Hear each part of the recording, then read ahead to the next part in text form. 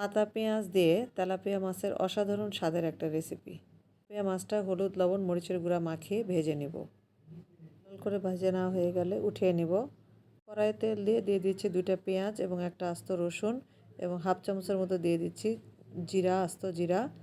এরপরে পেঁয়াজটা নরম হয়ে আসলে দিয়ে দেবো চামচের মতো আস্ত জিরা। পেঁয়াজটা নরম হয়ে আসছে, এখন দিয়ে দেবো একটা বড় টমেটো। হাফ চামচের মতো দিয়ে দিচ্ছি আদা রসুনের পেস্ট। মরিচের গুঁড়া, লবণ, হলুদের গুঁড়া, ধনিয়ার গুঁড়া 1 চামচ, জিরার গুঁড়া হাফ চামচ দিয়ে সুন্দরভাবে নেড়ে নিব। মশলাটা যেন পুড়ে না যায় এজন্য দিয়ে দিচ্ছি সামান্য একটু পানি। তেল উঠে আসলে দিয়ে দেবো একটা আলু। নেড়ে নিয়ে আমি একটু ঢাকা দিয়ে দিব, এতে আলুটা একটু ভালোভাবে সিদ্ধ হয়ে যাবে এবং টমেটোটা অনেকটা গলে যাবে। এরপর আলুটা ভালোভাবে আর একটু সিদ্ধ হওয়ার জন্য দিয়ে দিচ্ছি পানি।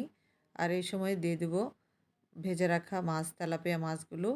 আর এরপর দিয়ে দেব 1 বাটির মতো পেঁয়াজের পাতা।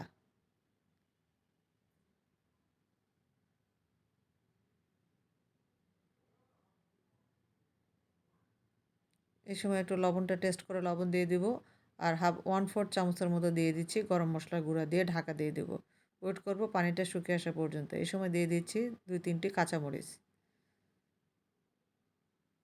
এরপরে ঢাকনা উঠিয়ে পানিটা অনেকটা শুকিয়ে আসছে, এই সময় দিয়ে দিচ্ছি ধনিয়া পাতা দিয়ে আবার একটু 5 মিনিটের জন্য ঢাকা দিয়ে দিব।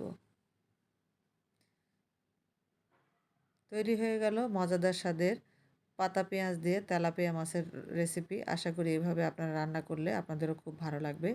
দেখা হবে পরবর্তীতে নতুন কোনো রেসিপি নিয়ে। আল্লাহ হাফেজ।